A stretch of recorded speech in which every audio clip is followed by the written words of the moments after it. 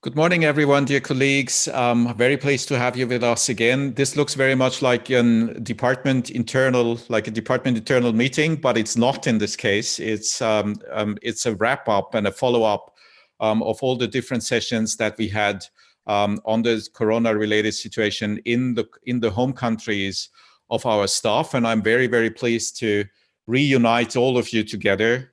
In this beautiful remote place that we are living in, that we have been living in now for the last weeks. Very pleased to have you here.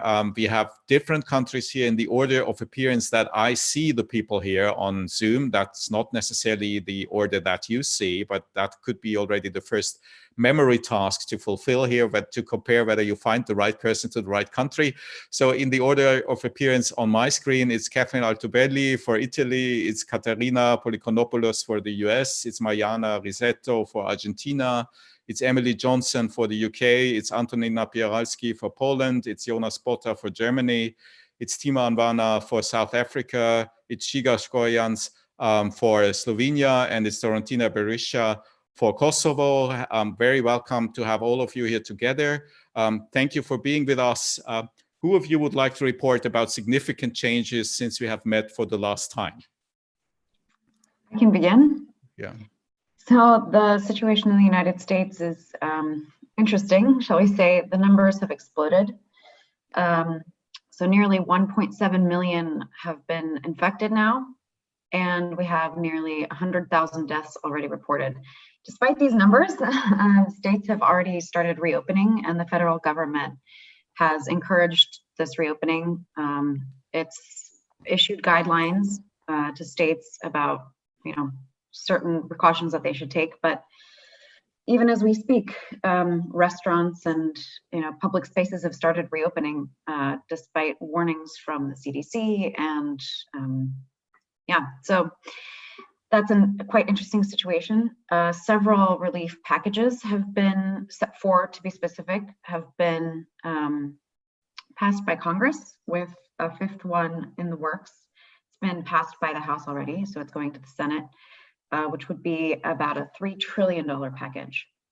So the US's debt has kind of ballooned. And so unfortunately, things don't look very positive in general in the US. Mm-hmm.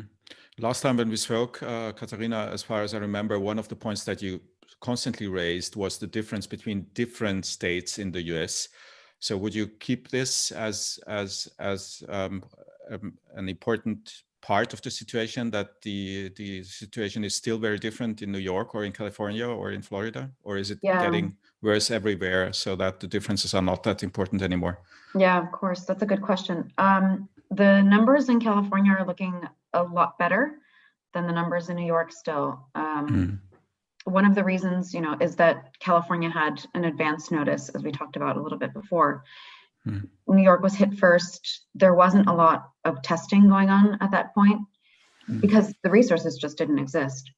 And so New York just wasn't able to react fast enough, and it didn't get the resources that it needed fast enough to be able to contain the spread. So you still see a lot of concentration of the disease on the East Coast, but it's been getting worse everywhere. The Western states are faring quite a bit better, and California's governor is still reticent to fully reopen. My family is in California, so things have been a lot slower there. For example, none of my brothers have gone back to school. It's still quarantine in California. Oh. Yeah, it looks, from the European perspective, it looks very serious. But if you put the figures in the US into perspective with Europe as a whole, then Europe is not that different from the US. So it's also very interesting to see how media differently covers the situation here and there. Does it have any impact on the election and on how people make up their mind about whom to or what to vote for in autumn? Yeah, that's really hard to say. I'm curious whether it's going to go forward as planned. Right now, I think the plan is that it will, but especially because everything is starting to reopen slowly. But I'm not really certain. I think it also will depend on the choices that Trump makes, and whether he's surprisingly seemed to be more willing to sign relief packages than perhaps we would have thought in the beginning. I mean, he doesn't really have a choice, right? He can't really veto a financial relief package. That would be seen as really beyond the pale. But it's hard to tell. I have to say, generally, the federal government's reaction to COVID still isn't seen, at least in amongst the people that I speak with. Like, I only have colloquial, experience. I don't really know. I haven't really looked at polls or any kind of more widespread poll of opinions, but I think amongst the people that I know, the opinion is still that the federal government hasn't reacted very well, not fast enough, that its decision to reopen is not a very well considered one. And the scandal happening with the alleged malaria drug potentially helping COVID symptoms, and so I don't think that at least the president right now is viewed in a very positive light, at least amongst my own family members and friends. So that didn't change, I think, since the last time, right? No. Yeah. Okay. So the US is very far from here. Germany is very near. I think Jonas also could report a little bit about changes in Germany. How is it there at the moment? Yeah, thanks for having me again. A lot has happened in the last few weeks. Well, the first German federal state, Thüringen, wants to withdraw the corona measures already at the beginning of June. So in next week, maybe masks are off and everything is back to normal in one federal state. It's not the largest one, around 3 or 4 millions, I guess, but still. And apart from that, the public is still awaiting the so-called Corona warning app.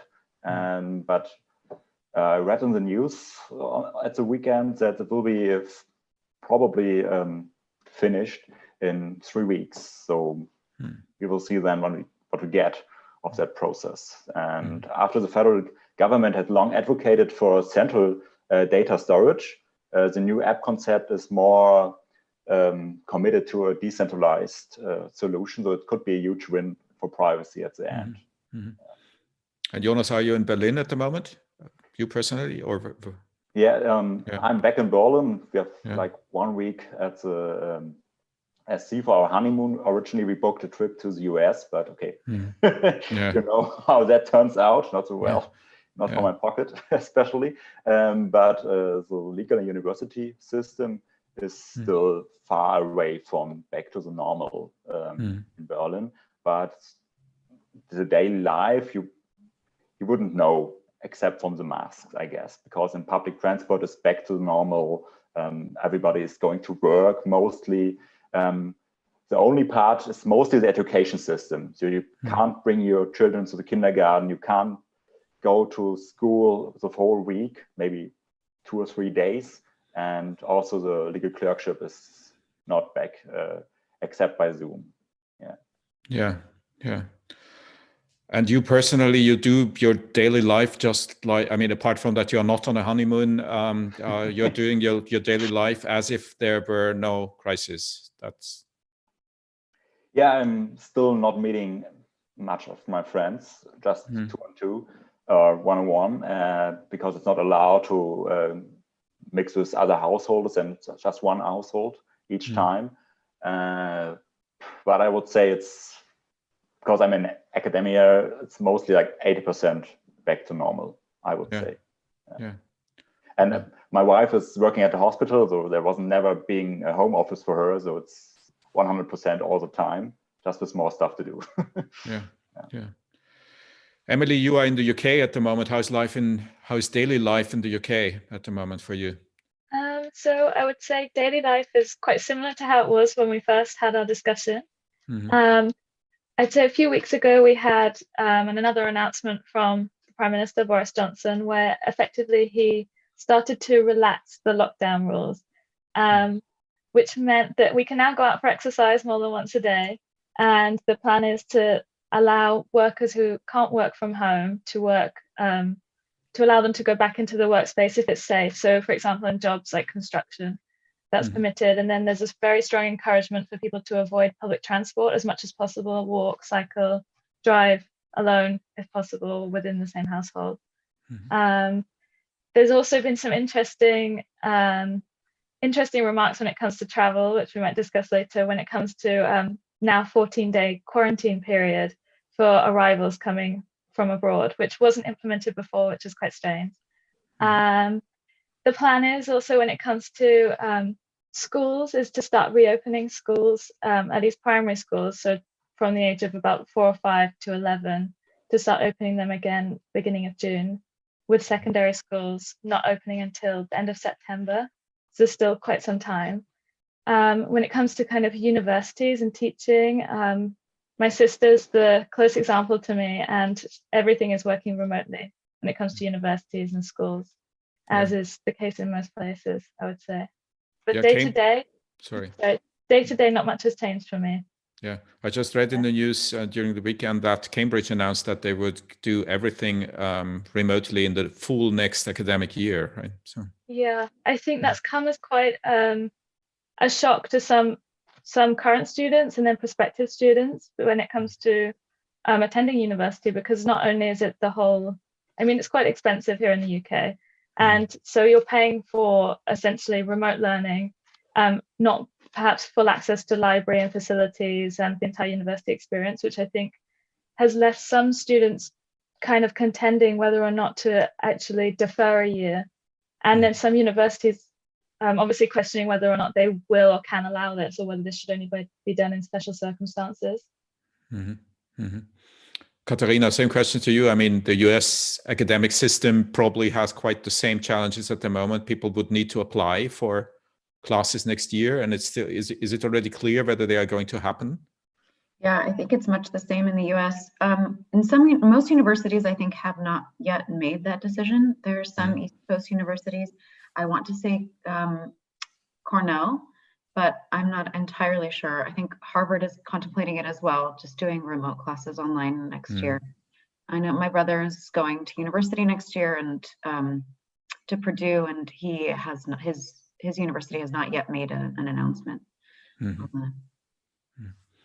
It will be very interesting to see how this, whether this has an impact on where students apply, and whether the UK and the US universities stay as attractive as they are for European students if it's done remotely. I mean, it could be seen in both ways, I would assume, right? So, yeah, Jonas, do you have an opinion on this? I see you. In Berlin is the plan to go back to normal in the winter term. Yeah. So it should be starting around the 2nd of November for the universities, and for the 1st of October for the universities of applied science. So it's mostly back to normal, but we will see. Yeah. It's hard to guess. When we have a second wave of the coronavirus, then it's all back to just teaching via Zoom and WebEx, whatever. But the huge difference between Berlin and Cambridge is the price, right? So there is some difference in this. I know a lot of people who applied for Yale or Harvard for the LLM program, and so they're really considering to, wait a year or just do a PhD, whatever you do, else than a LLM at the moment there, because it's like up to $100,000 or something like that. Even if you have a lot of scholarships, you have to pay around $20,000 or something at that amount, and that's from a German perspective quite bizarre to pay so much money for not going there and not have any experience in another country, just sitting here in Berlin and taking Harvard classes. You can do it with a MOOC as well. So, Emily, do you think that some of the UK students might consider to go remotely into another country where it's cheaper? I think perhaps, again, it depends on the courses and the language availabilities, but I think there's a very strong emphasis on the university experience in general here in the UK, as there are many parts of the world. So I think for many students, it's entirely whether or not to defer or whether to stick with an online course. But I suppose the UK universities are still as attractive in terms of academically, but it's a matter of whether or not people want to accept remote teaching rather than, I think, regardless of the location of the university. Yeah. So new opportunities for the University of Vienna, perhaps, because we are, as you probably saw, we are starting to offer an English-speaking program in the very near future here in law. So perhaps we are attractive for UK students not wishing to pay for one of the UK-based universities if they can't go there. Let's see. It'll be interesting. Antoni, you are in Poland at the moment. So the order I do at the moment is that I ask those who are in their home country at the moment first, and Antoni is in Poland. So Antoni, how is the situation in Poland at the moment? Well, I think it's similarly to what Emily said. It's quite different from when we spoke the last time, because most of the restrictions have been loosened from, comparing to April, I would say, although at the same time the numbers are not really decreasing. So this is, a very weird situation when we have effectively flattened the curve in the sense that we have 300 or 400 new cases on average a day since April, and even though we seem to act as things are actually going better, in the sense that, for example, it's being considered right now to get rid of the compulsory mask wearing situation on the streets, right? And at the same time, very interesting aspect is obviously the election part, which I think we talked the last time already. We had the elections scheduled for May. Even though the law was passed to organize them, they were actually not organized, as this was seen as some sort of a factual/legal trick not to organize them and to postpone them. And now we're still waiting for the new date. We actually don't know when the elections will take place. So we will see how it goes. But to be honest, there is not really any clear guideline, no clear guidelines coming from the top government in the sense of how the situation should develop in the next weeks or months. It's pretty much a guessing game at the moment. So I hear some kind of COVID-19 fatigue in your replies. So everyone is in a way, or all the countries we heard so far about are a little bit, there are different new things to consider, and let's just pretend that this crisis is over in a way, right? So at least in the day-to-day feeling. Exactly. It just looks like people are tired and maybe bored with the whole situation, and now we're pretending things are getting back to normal. Although when you look at the numbers, well, we are not back to normal. Last week was the worst in terms of new cases since the beginning. Yeah, so it's a very, I would say, complicated situation at the moment. Wow, Ziga, you are back in Slovenia. How is life in Slovenia at the moment? Well, I'm back in Slovenia, and life seems very different from the last time we spoke, which was quite a while ago. Most of the restrictions have been lifted on public life, and there are something like 20 active COVID cases in the country. So with regard to day-to-day life, everything apart from universities and partially schools is back to normal. And the next step of easing is on the borders, which mostly regards to the southern border with Croatia, where all measures are going to be lifted quite soon, I believe. And the border between Austria and Slovenia, when you passed during the weekend, was more or less open? So the border is open for Slovenian nationals inbound to Slovenia, right? The border to Austria is still closed in a sense that you need either to go to home quarantine or provide a negative COVID test, or have one of the exceptions applicable. And one of the exceptions is obviously for family reunions, family life related. So I'm hoping I fall under that exception. Okay, so am I. Yeah. Okay. Okay. So all the others who are in the room at the moment don't have personal experience at the moment, but however, might have news coming from their relatives and friends. Catherine, you were the very first one reporting. Italy was of course, in focus very much at the beginning of this whole crisis. How is it there at the moment? What did you hear? How is your feeling? So Italy transitioned to the so-called phase 2 in the last week. So this is a very slow reopening of commercial activities and so on. The numbers are definitely going down in Italy, but there are still quite a lot of cases. So I think there's still a lot of attention by authorities in general in opening. And I think compared to Austria, the rules on this phase 2 are way stricter. Because, for example, in terms of social distancing, it is true that you can leave the house also to go, for example, for a run, but you can only meet relatives. So this is quite broad because it extends to 6th grade relative. So this probably reflects a specific interest in the family structure in Italy.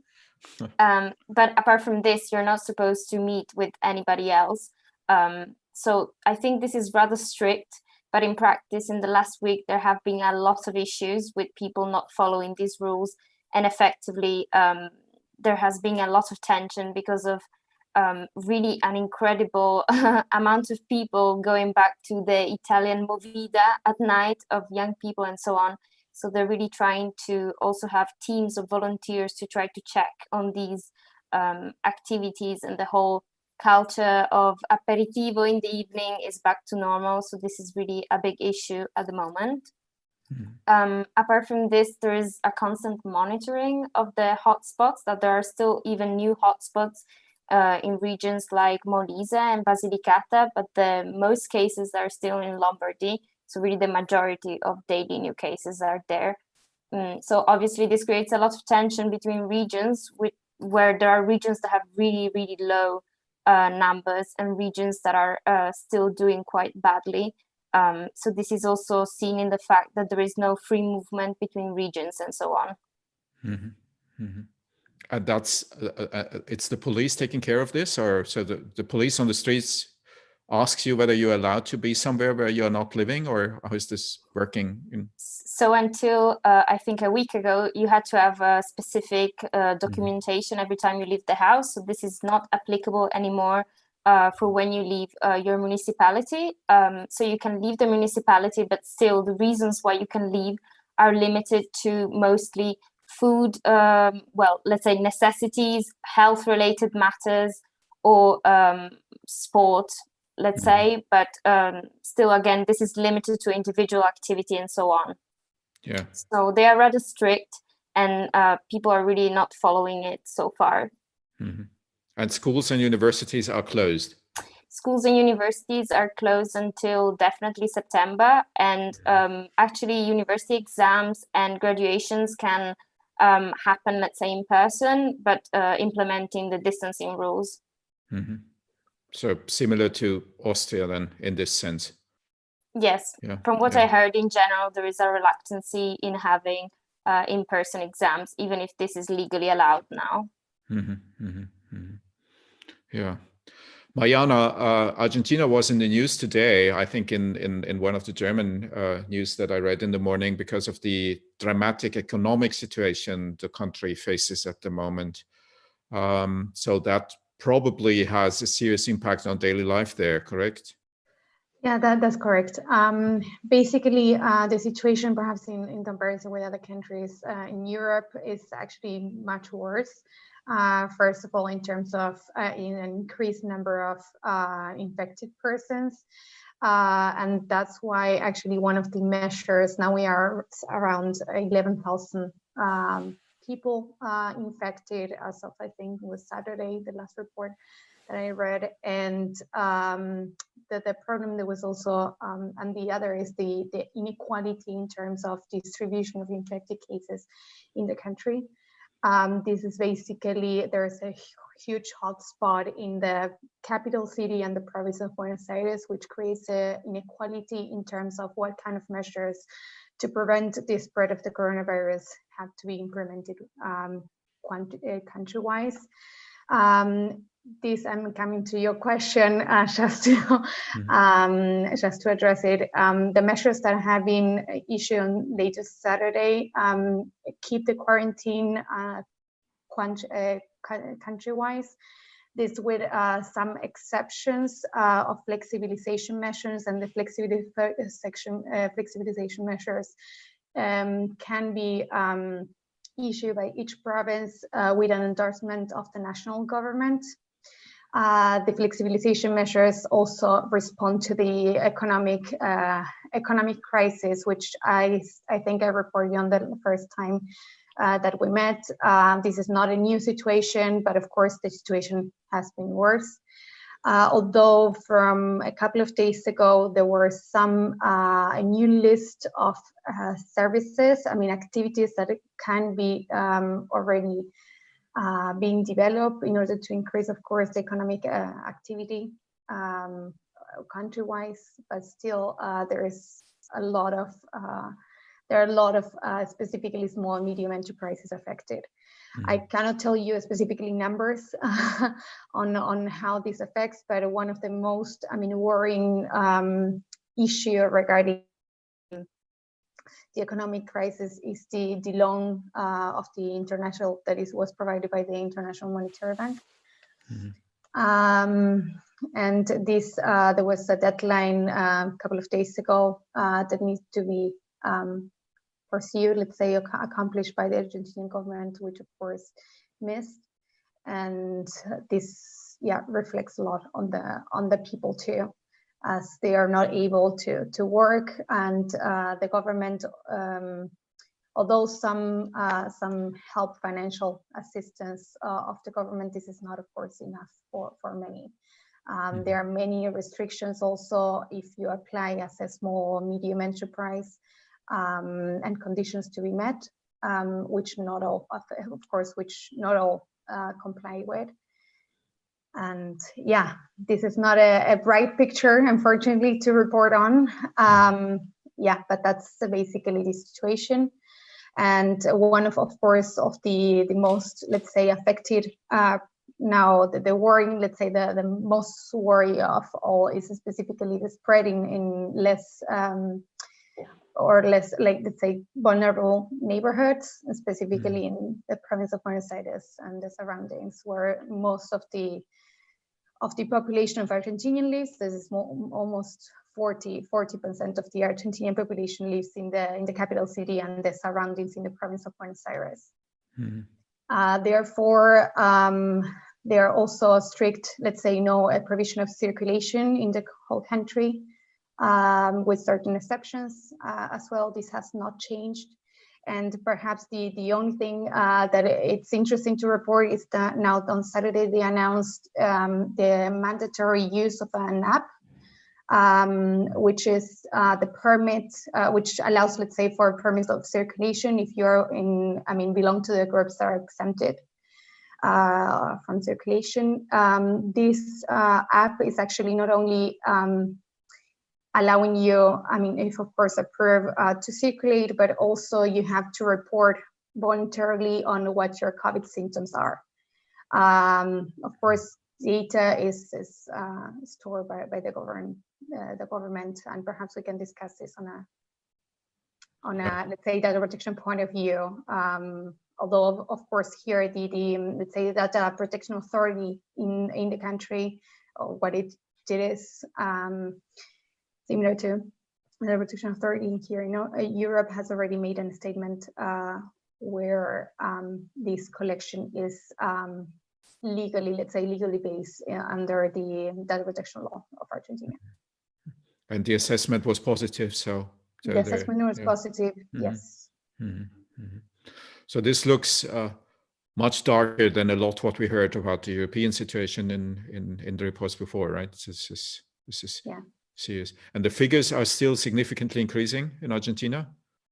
Well, if you compare actually the I mean, the number of average of number of infected people per day is around 50, 70, which is not much, but I mean, in comparison with, for example, what Antoni was reporting in Poland.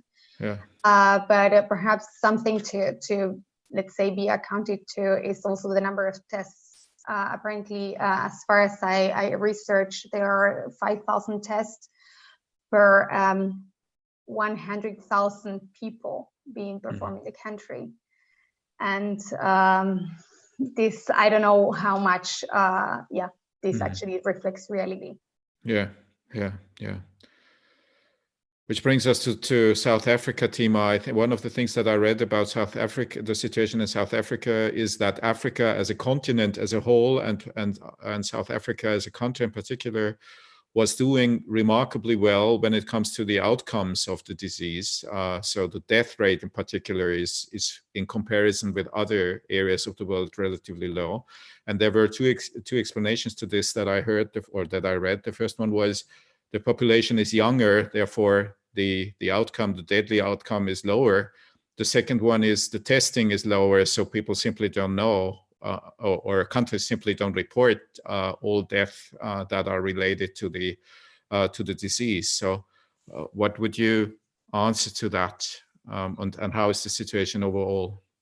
Yeah, so that's definitely true. Currently on the whole continent, there's about over 3,100 fatalities. And in South Africa, we have just over 400 fatalities. So it's definitely true to say that the massive fatality that was predicted, it was predicted that around 3 million people on the continent would die. That simply just hasn't happened. And the World Health Organization has attributed that to the fact that 60% of the African population is below the age of 25. So we are dealing with it and fighting the disease a lot better than other parts of the world where the population is a little bit older. I think also it would have to do with the fact that the virus hit the continent a lot later than it hit the rest of the world. So some of the first cases were only recorded at the beginning of March. And from that time, governments started closing down and started taking really drastic measures. So I think that also the quick response and the fact that we had some time to kind of see what was going on in the rest of the world and act accordingly, I think that definitely helped us, our young population definitely, but also, yes, there's not that much testing going on. There's a massive delay in getting test results. On the continent, they've only been 1.5 million tests done, according to the World Health Organization. And just based on the magnitude of the continent and just how many people we have, that's really not a lot of tests.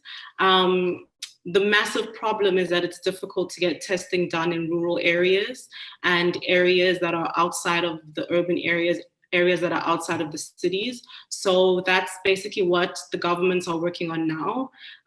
President Cyril Ramaphosa, the South African president, he addressed the nation last night.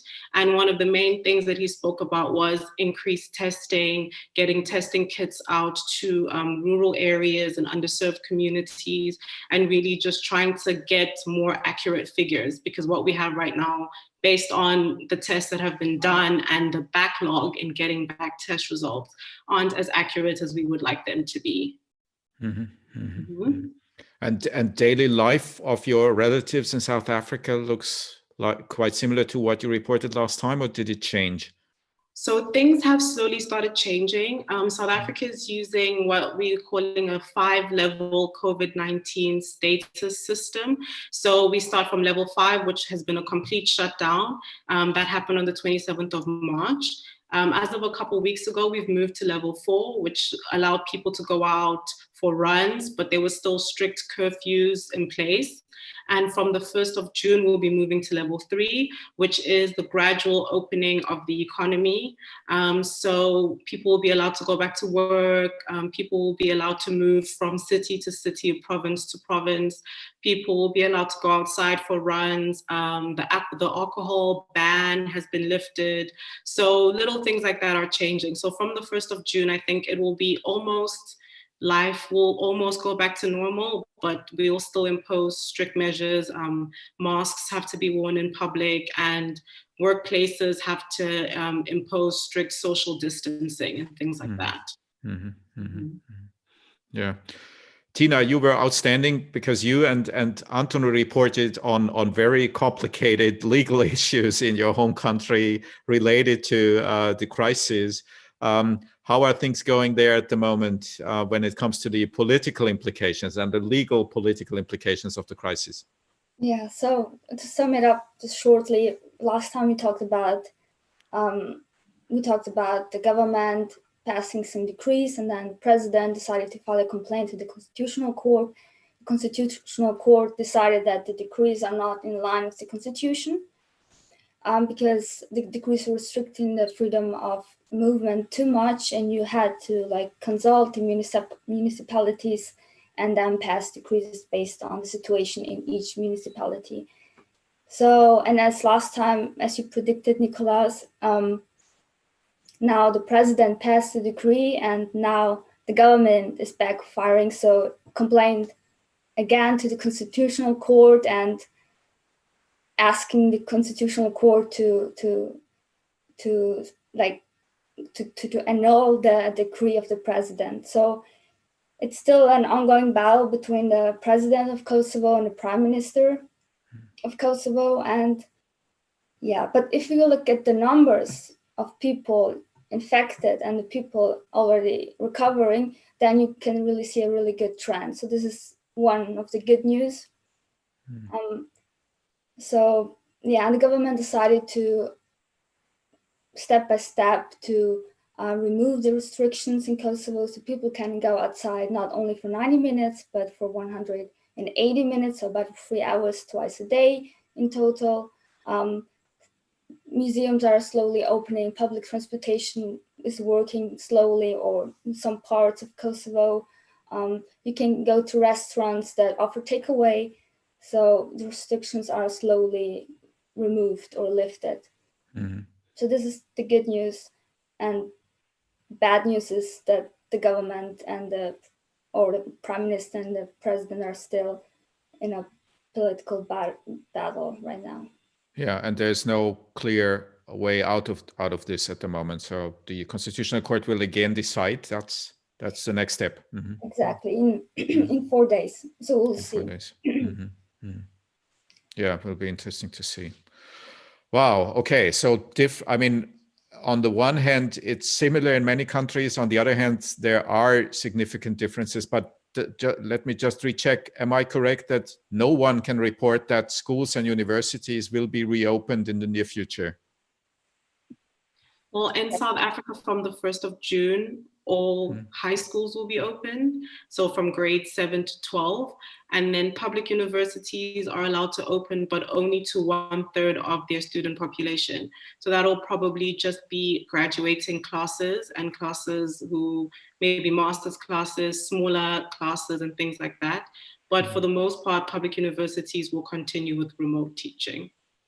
Yeah. Okay, so that is indeed significant in a way, right? Because it does have an impact on the daily planning of every younger person in all these countries. That's really significant in my view. Wow. Has any of you been obliged or knows about your relatives being obliged to use an app? I mean, Mariana reported that in Argentina, this is going to be compulsory in the very near future, if I got it correctly. Apart from this, Antoni, how is it in Poland at the moment?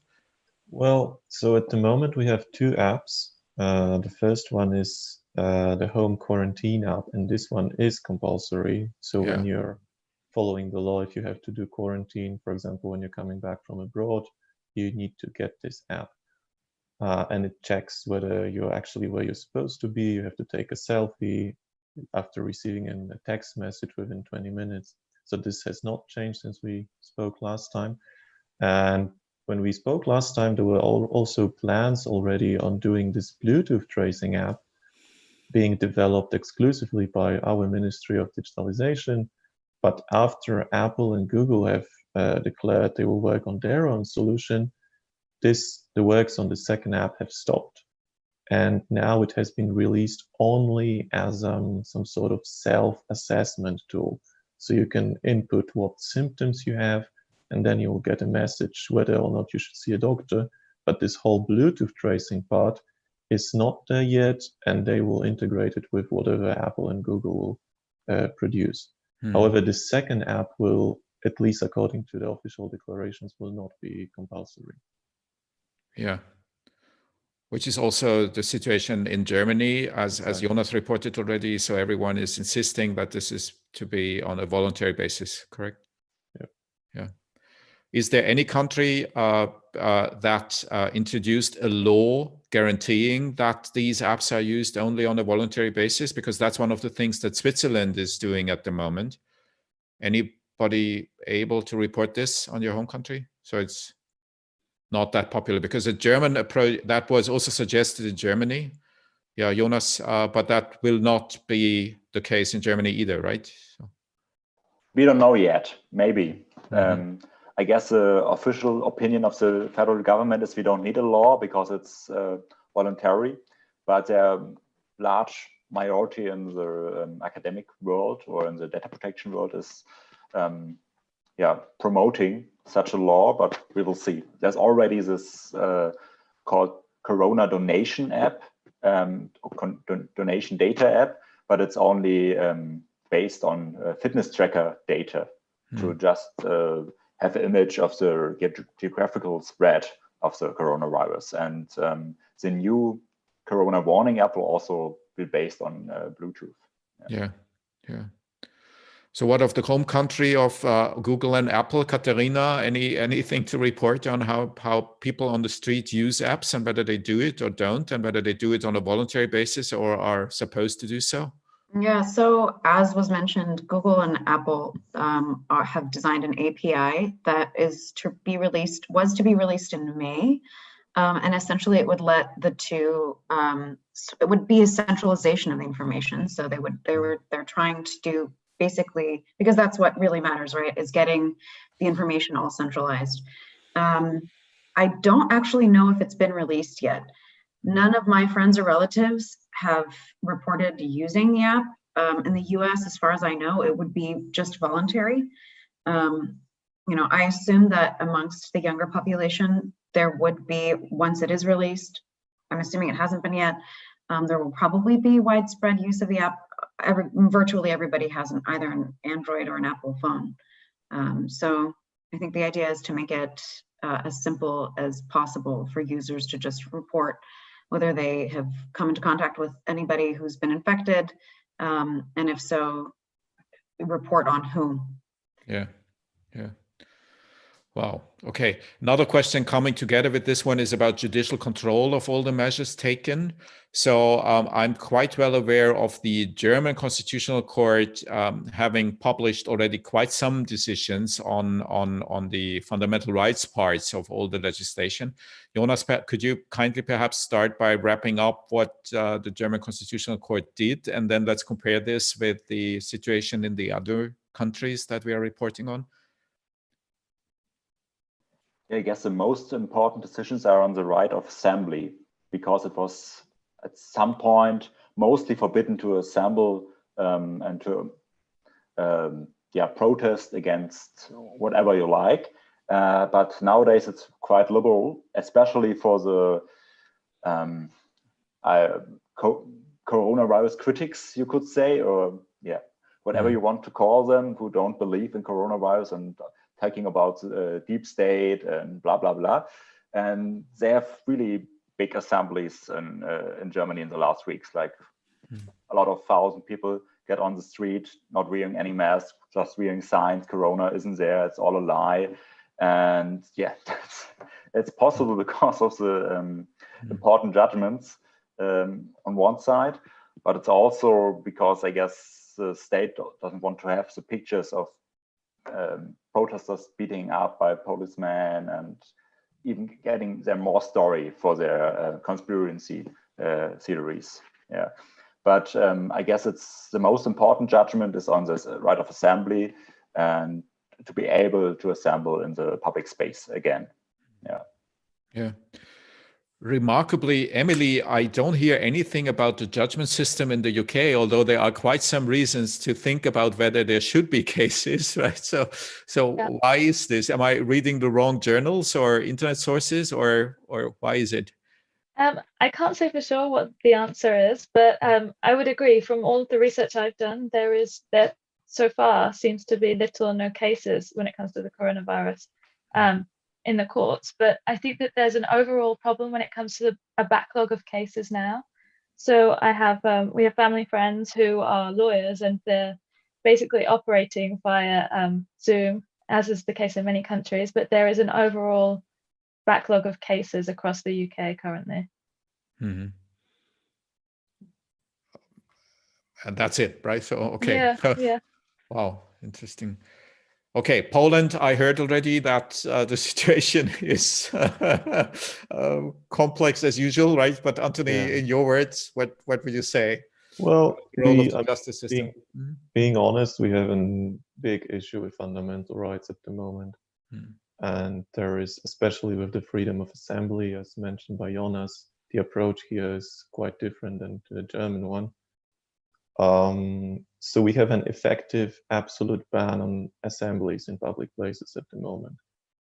And as it looks now, it's against the constitution for several reasons. One of them is that it was introduced not by a law passed by the parliament, but by a decree issued by the minister, which is against one of the constitutional requirements. Another one that it goes against the essence of the fundamental right, as an absolute ban, which is only allowed to happen when a state of emergency is introduced, which was not the case here. So from the constitutional perspective, we are still here in normal times with no state of emergency. However, as the ban on assembly is absolute, this infringes some provisions of the constitution.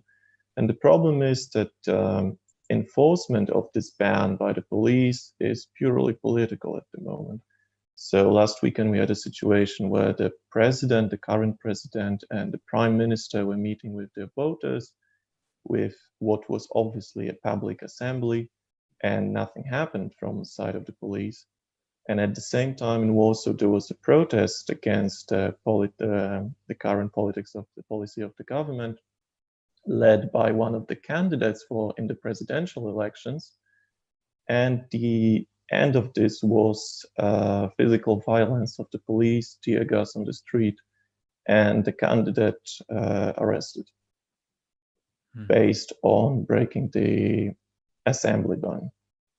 So this is extremely worrying in my view, because this seems to be something that would stay with us even when the virus will be long gone. One thing being the overall attitude of the police.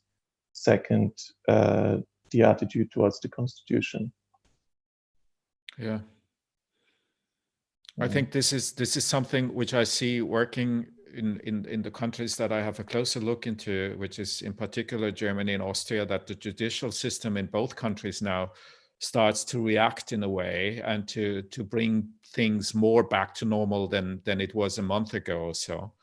Not happening in Poland yet, right? So I mean, the reason is that the two top courts, the Constitutional Court, is effectively dead, we could say, because it has been, subject completely to the political will of the ruling party. And the Supreme Court is currently in the process of electing a new chairman.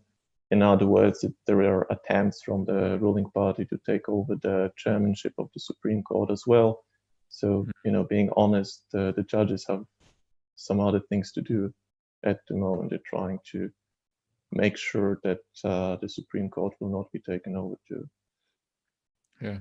So that's one of the personal lessons that I learned so far, how extremely important a properly working judicial system is in such a crisis. Yeah, absolutely. Yeah. Any more cases to report on the legal evaluation of the situation in any of the countries? In the US, there haven't been, as far as I know, many cases, and primarily it's because, as we discussed a little bit the first time, there's no real nobody really contests the ability of either states or the federal government to issue quarantine measures during time of a public health crisis. So that's been very well established from the early days of the Supreme Court. So I don't think there have been really any challenges to that, because they would be pretty futile. In South Africa, there haven't been many challenges either, but the judicial system has stepped in the area of contact tracing. So judges have been appointed to oversee the different ministers who are in charge of contact tracing, and to make sure that privacy of individuals is kept intact, and to make sure that their constitutional rights are respected. So that's probably been one of the major judicial interventions in this whole situation. And also there have been some interesting cases brought by alcohol and tobacco companies, because since the 27th of March, the sale of alcohol and tobacco has been banned as part of these corona measures. So these companies have brought a case against the government, and what the court has said so far is that the government has put together stimulus packages to help businesses in the private sector, so that the company should first apply for relief in that way. And if that fails, or they feel like that is inadequate, then they can come back to court and get relief from the judicial system. Mariana. Yeah, sorry. Thank you. Yeah, there's in Argentina there is one case, as far as I know, challenging the constitutional validity or conformity of the decree that the first decree that imposed the quarantine, and specifically challenging the freedom of movement in the country. This action has already been rejected, let's say, in the first and second instance. Because specifically, I mean, on the grounds that the measures that were imposed by the government were in terms of were proportional to. Oh, we lost you, Mariana. Are you still here? Oh, Mariana is gone. We will not hear about that, unfortunately. I hope that she will return. Any more to report on cases? Catherine, anything, or Ziga, or Doruntina? You mentioned already something, but yes. Okay, yeah. Now go ahead, Ziga, please. Ziga, perhaps. Sorry. So yes, there are several measures being challenged in the Constitutional Court in Slovenia, but up to my knowledge, only one case has been decided until now, and it was about the freedom of movement from one municipality to another. But the measure itself was not declared unconstitutional. It was just that the Constitutional Court required the government to introduce legal basis for a periodic review of that measure, meaning that the government would have to review it, I think, every week or something, which then was complied with, and the measure is lifted now. So. But more measures, so more challenges are in the courts, and there will be more to report on this, although you would have to then differentiate between the legal battle on one side in the courts, and let's call it the political battle, political difficulties of exiting this lockdown stage, because all the political duels and so forth were muted for quite a while in most of European countries because of the exceptional circumstances. And as you would imagine, not everything was done right everywhere. And now we're going to have these differences bubble up and come into the public sphere. So I think we're in for some, let's say, a bit more turbulent times, politically speaking. And of course, this has a legal underpinning as well. Yeah. Mariana, welcome back. So you were interrupted. So no, now you're back, but the sound is not here anymore. Okay, so please, could you recheck your sound? Okay, the sound. Yeah, you're back. That's good. Okay. Fine. Hi. I don't know where I left. I was talking about one case that was challenging the constitutional validity, the conformity with the Constitution. I think you heard all about it. The second cases, there are two cases that have no judicial, let's say, no judgment so far, and these are regarding to corruption cases because of the purchase of 2 items at the national level and city level in the city of Buenos Aires of overpriced items. Yeah, this is basically the 3 cases that I'm aware of that are ongoing due to coronavirus. Okay. And Catherine? Yes, so in Italy, there are no major challenges from a constitutional point of view, although there is quite a lot of judicial activity relating more, let's say, on the other side, in terms of negligence of specific parties in how the crisis was dealt with. So, for example, the whole issue of managing care homes and so on, this is really under investigation in Italy. But in general, especially from the data protection point of view, I already mentioned when I was talking about the legal situation in Italy previously, that there is quite good oversight from academic experts that have published quite a lot of reports on the application that is being rolled out in today, probably, or in the next few days. So I think this also sort of precautionary approach is also ensuring there aren't so many challenges in front of courts. Okay, thank you. Let me perhaps finish this session with one very open question, and I will ask Jonas first because he's going to leave in a few minutes. Before thanking all of you for this again, the open question would be, do you think that this whole crisis will have any impact on your personal legal interests and your personal way of doing law? So is there anything that you will change because of this whole situation? I always was a public law guy, I would say, and now I know why. Because I guess normally in the public constitutional law or data protection law is not so relevant for mostly because it's more important to get some money back for some contract or if you have a loan or whatsoever. But now everybody is seeing the consequences of a constitution in crisis, and so I would say let's stay on my path. Okay, you feel on the right way, on the right path, and you feel you and it's a confirmation of the. Okay, yeah. Anybody else wishing to report on what personally you make out of all this? Whether there's any switch in what you are doing, or would like to do, or is it just the confirmation that you are on the right track? I think from my point of view, the thing that I will definitely take into consideration when researching and so on is the practical implications of what we do in terms of seeing how in practice, in a situation of crisis, our considerations are taken into account or not taken into account by the population, but also by governments, authorities, and so on. So I think sort of the idea of the need to really bring back to the community the knowledge we're creating at this abstract academic level to actually be useful for subjects. Yeah. So third mission then, not only teaching and research, but also the dissemination is getting more important. Yeah. I think for me, what this crisis has shown is kind of the lack of data protection regulation and laws on the African continent. And I feel like in this crisis, talking about contact tracing and things like that, I feel like that's an area that my interest was always there, but I feel like it's kind of shown me now more so that it's a very important area for us because that's a legislative area that the continent is really lacking in. And we don't have a lot of laws to go on to really test the government's actions. We're constantly testing government's actions against the constitution, but we don't have any legislative backup or legislative ways to test the government's actions that they've taken in this time. So I think that would be an interesting area to look more into and an interesting legislative area that needs to grow more on the continent.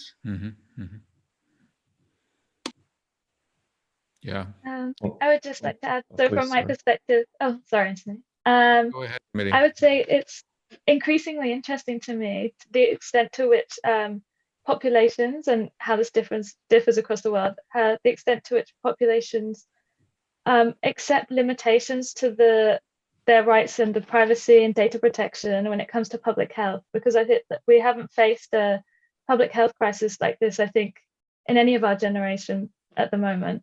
So the extent to which people accept that being limited, and then also on the other hand, I would say the way in which governments and public sectors are then reassuring the general population. And we've had this with the NHS COVID-19 app, where there's a constant reassurance of privacy and data protection and security.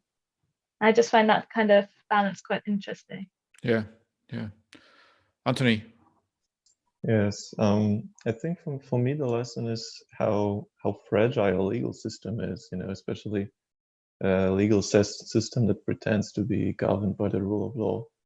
Because I think in March we, as a country, were still somewhere halfway, I would say, between the model of a democracy governed by a rule of law and a model authoritarian country. And now we're leaning, unfortunately, very much towards the latter. Actually, as we speak, 15 minutes ago, a new chairman of the Supreme Court has been appointed by the president, and it's a person with very clear political affiliations with the ruling party. So this is, one institution less, so to say. Yeah, I mean, this is something you could also see when you have read or listened to interviews with some law professors here, that those are very, very sad people losing their faith in the legal system when it is being confronted with a naked political power in a way. So this would be, I think, something I will bear in mind for the future, how much we have to take care of a legal system and how fragile it is. Mariana, we can't hear you. You're speaking, but we can't hear you. Hello? Yeah, you're back. Yeah. So two things. Basically, also again, like in the case of Argentina, the lack or the fragile system of the division of powers, and how actually the instruments that certain powers use in order to, let's say, afford crisis, like diverting a little bit from the traditional legislative process. And the second one, in case of my interest, is also data protection, which is completely, I will not say lack of, but really less interest in the population per se. So this is not discussed at all in Argentina, and perhaps it could be like some bridges to the law per se that are not discussed and needs to be specifically. I mean, it's a task of raising awareness of this issue. Yeah. Good. So this is probably something where we can stop easily, right? So the task is to raise more awareness about the things that we are doing, which is absolutely important. And this is one of the tracks that we are using. Thank you to all of you for your time. I very, very much appreciate this. Thank you to our audience still being with us. Perhaps it will be a good idea to have something similar, I don't know, in 2 or 3 months or so. I would please kindly ask you then again to join, if I may. Until then, stay safe, stay healthy, and all of us, we will stay in touch, I'm sure. All the people outside, thank you for listening to us. There will be another session tomorrow about Hungary. If you want to join, that will be tomorrow at 9:30 in the morning. On Tuesday, the 26th of May, probably quite relevant in the last parts of the debate, how to see what Hungary is doing at the moment. Thank you for your time. Stay safe, stay healthy, have a good day. All the best. Bye-bye. Thank you.